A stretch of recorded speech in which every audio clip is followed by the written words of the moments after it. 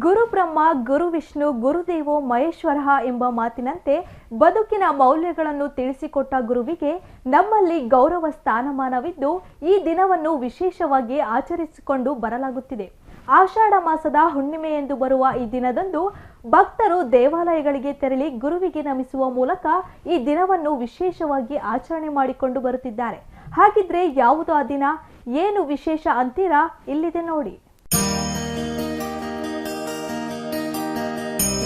ಗುರುಪೂರ್ಣಿಮೆ ದಿನದಂದು ದೇವಾಲಯಕ್ಕೆ ಭೇಟಿ ನೀಡಿ ಭಕ್ತಿ ಸಮರ್ಪಿಸಿದ ಭಕ್ತರು. ಆಷಾಢ ಮಾಸದ ಹುಣ್ಣಿಮೆ ಎಂದು ಬರುವ ಗುರುಪೂರ್ಣಿಮೆ. ದಾವಣಗೆರೆ ಎಂಸಿಸಿ ಎ ಬ್ಲಾಕ್ನಲ್ಲಿರುವ ಶಿರಡಿ ಸಾಯಿಬಾಬನ ದರ್ಶನ ಪಡೆದು ಪುನೀತರಾದ ಭಕ್ತರು.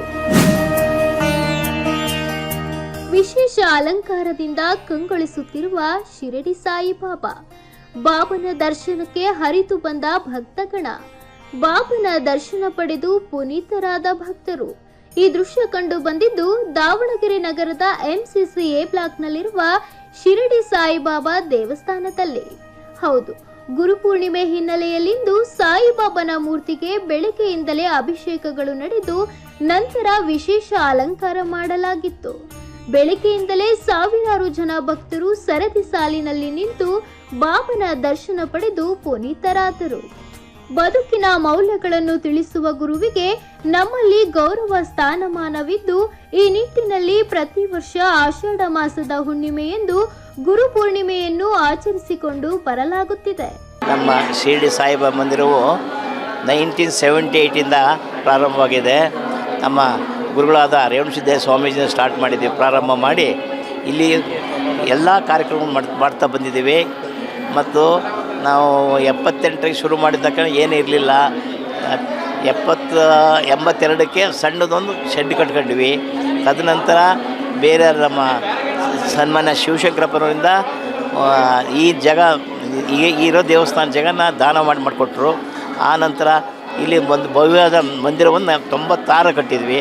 96ರಿಂದ ಮೊದಲಿಂದನೂ ನಮ್ಮ ಮಂದಿರದಲ್ಲಿ ಈ ಗುರುಪೂರ್ಣಿಮೆ, ಪುಣ್ಯಾರಾಧನೆ ಎಲ್ಲ ಕಾರ್ಯಕ್ರಮಗಳು ನಿರಂತರವಾಗಿ ಮಾಡ್ತಾಯಿದ್ದೇವೆ.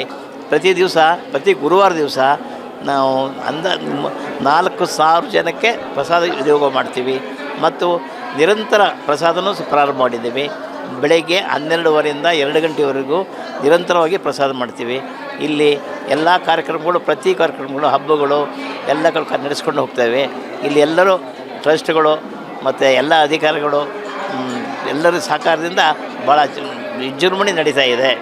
ಗುರುವೆಂದರೆ ಶಾಲೆಯಲ್ಲಿ ಪಾಠ ಕಲಿಸಿದ ಶಿಕ್ಷಕರೇ ಆಗಬೇಕಿಲ್ಲ.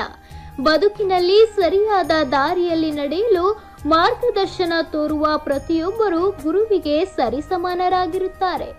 ತಂದೆ, ತಾಯಿ, ಸಹೋದರಿ, ಸ್ನೇಹಿತರು, ಬಂಧುಗಳು ಹೀಗೆ ಯಾರೇ ಆಗಿರಲಿ ನಮ್ಮ ಹಿತವನ್ನು ಬಯಸಿ ನಮ್ಮ ಬದುಕಿಗೆ ಸರಿಯಾದ ಮಾರ್ಗದರ್ಶನ ತೋರುವವರೇ ಗುರುಗಳಾಗಿದ್ದು, ಗುರುಪೂರ್ಣಿಮೆಯ ದಿನ ಇವರನ್ನು ಗೌರವಿಸುವುದು ನಮ್ಮೆಲ್ಲರ ಕರ್ತವ್ಯವಾಗಿದೆ. ಹಾಗಾಗಿ ಗುರುಪೂರ್ಣಿಮೆಯಂದು ದೇವಾಲಯಗಳನ್ನು ವಿಶೇಷವಾಗಿ ಅಲಂಕಾರ ಮಾಡಿದ್ದು ಭಕ್ತರು ದೇವರ ದರ್ಶನ ಪಡೆದು ಪುನೀತರಾದರು.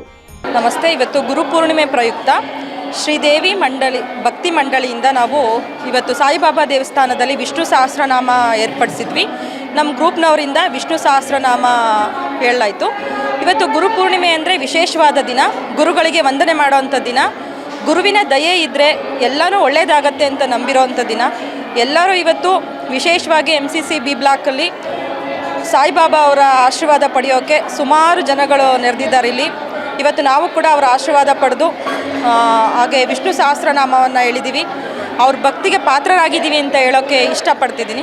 ಒಟ್ಟಿನಲ್ಲಿ ಗುರುಪೂರ್ಣಿಮೆಯ ಈ ಶುಭ ದಿನದಂದು ಭಕ್ತರು ದೇವರ ದರ್ಶನ ಪಡೆದು ಪುನೀತರಾದರಲ್ಲದೆ ಗುರುವಿಗೆ ವಂದಿಸುವ ಮೂಲಕ ಭಕ್ತಿ ಸಮರ್ಪಿಸಿ ಭಕ್ತಿಯ ಪರಾಕಾಷ್ಠೆ ಮೆರೆದರು.